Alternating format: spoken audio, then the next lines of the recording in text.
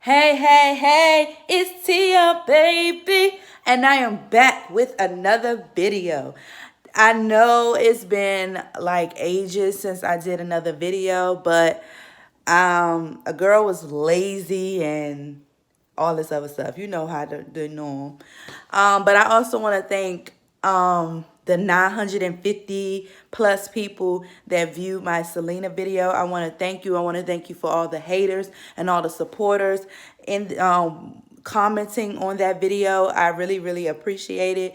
And just for all the viewers and the subscribers that come past my page and support me. Thank you, thank you, thank you. So this is going to be a quick video, and it's a random video. I had just got off Facebook, and I saw a disturbing post that the actor Cameron Boyce from Jesse. I really don't watch the Disney Channel, but I know he was on The Descendants and he was on the movie Grown Ups 1 and 2, and he played Adam Sandler's son.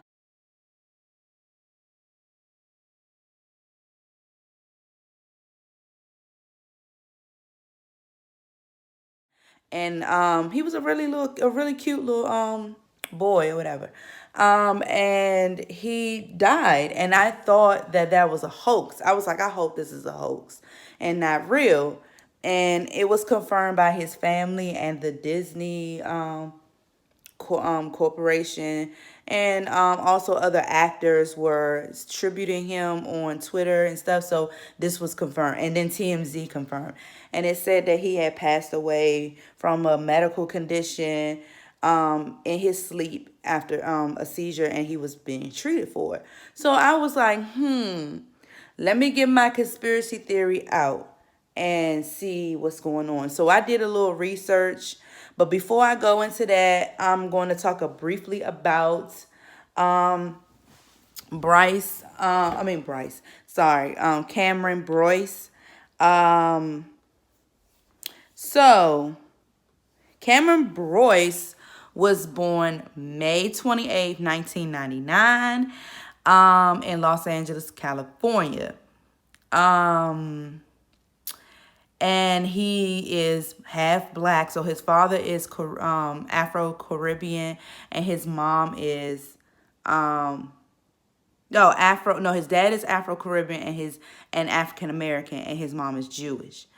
And I know he is known for like supporting a lot of causes, and he was a very positive influence on, kids and even adults. And it's also stated that his paternal grandmother, Joanne Allen. I'm looking because I want to make sure I got the names correct. Was one of the 12 Clinton. It says one of the Clinton 12. The first African Americans to attend an integrated high school in the South in 1956, as ordered by the Brown versus Board of Education. If you want to learn more about that, you can Google that story and learn more about it. But I do remember hearing about it because he talked about it. It was in some Disney special, I think, for Black History Month, celebrating Black History Month. And I remember him talking about his grandmother and his heritage and stuff like that.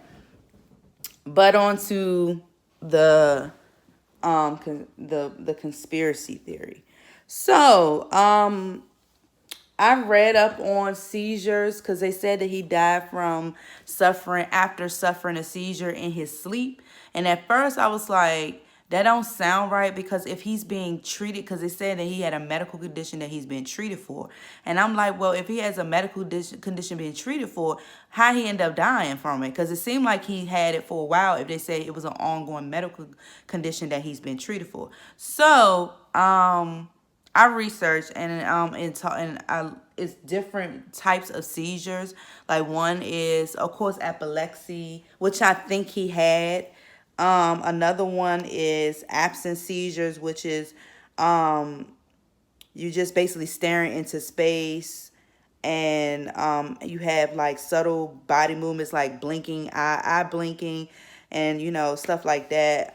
Lip smacking or rubbing your hands together. That is like absence seizure. Another one is tonic seizures, and that is like when you're stiff, when you call it stiffness of the muscles and stuff, and you generally fall. A tonic seizures is like when you just you have a loss of muscle control and you can collapse at any moment. Clonic seizures are like like jerking of the muscles, like the neck or the face and arms and stuff. And then myoclonic seizures is when it's twitches of the arms and legs and sudden jerks, brief jerks. And then tonic clonic seizures is when you have like body stiffening, loss of bladder control, biting your tongue. That's why when you have those type of seizures, it's best to have a spoon in your mouth to make sure you don't bite your tongue or swallow your tongue.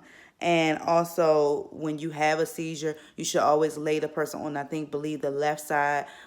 Turn them over on the left side so they won't, choke on their vomit or saliva and stuff like that.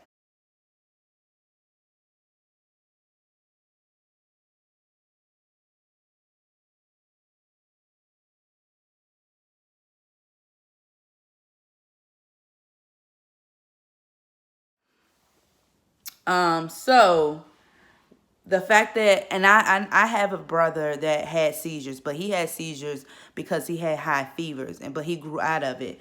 So you can have, I found out you can have seizures from multiple things. It don't necessarily have to be a medical condition. It can be because you had a high fever, you're pregnant, have diabetes, or you injure yourself, which like a head injury, and it caused a seizure.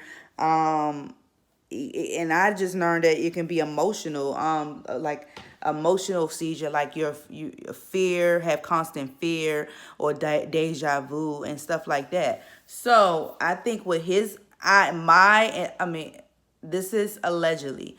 I believe in my conspiracy theory. I believe that he had epilepsy. If they're saying, if his family is saying that he had a medical condition, an ongoing medical condition that was being treated, and it was causing him to have seizures, I am assuming allegedly that he had like epilepsy, and he may have not taken his medicine at that point in time when he fell into a seizure, and during the seizure he hit his head.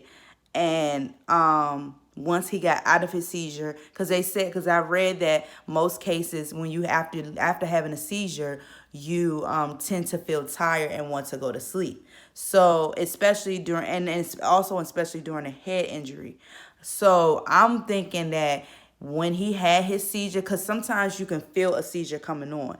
He had a seizure, but he let it happen because he must, is used to having seizures. So he let it happen, and during the seizure he hit his head, and then but not realizing that, because it was told that if you hit your head, that you should never go to sleep, that you need to wait a while, or you need to seek medical treatment to make sure everything is good up there, because you can cause internal head injury, internal bleeding, or whatever the case may be, or hit a nerve.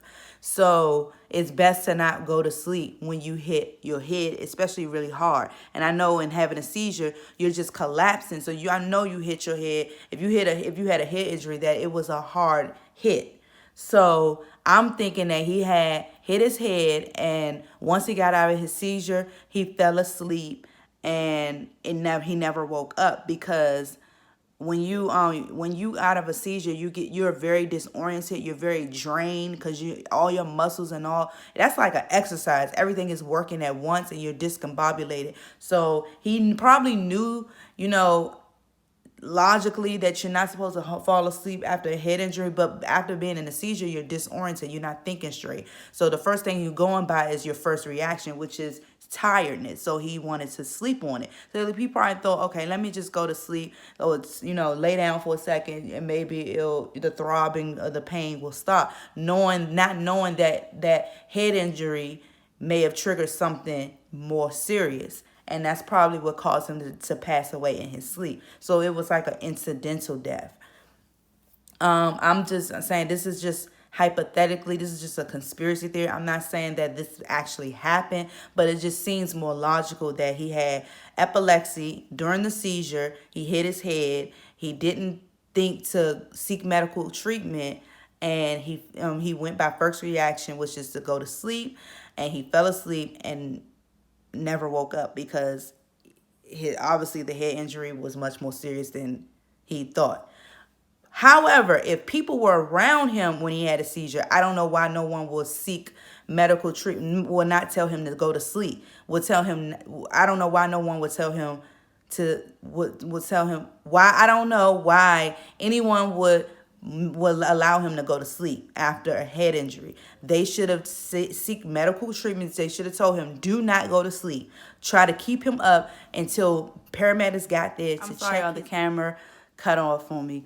But like I said, I don't know if he hit his, I don't know why, if he was surrounded by people and he hit his head, that they wouldn't like tell him, persuade him not, that they wouldn't persuade him not to go to sleep, that they should have said, stay up. We need you to stay up because you cannot go to sleep. You just hit your head. We're waiting for the paramedics to come to check you out to make sure everything is okay in your head, and then you to give you the leeway to go to sleep if you're tired. I don't know. I'm not saying no one's at fault. I believe that this was an incidental death. But this is just my conspiracy theory on it.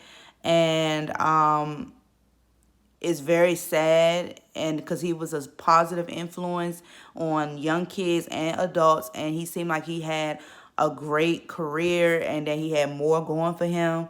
I want to send my condolences to his family and his friends, and this is just a sad loss, and it's very unfortunate. And I was hoping that it wasn't true, because he was very well liked all over, and yeah, it's just so it's just, I don't even know what else to say. But it's just unfortunate that that happened, and it seemed like it could have been prevented. But that's all I have to say for now.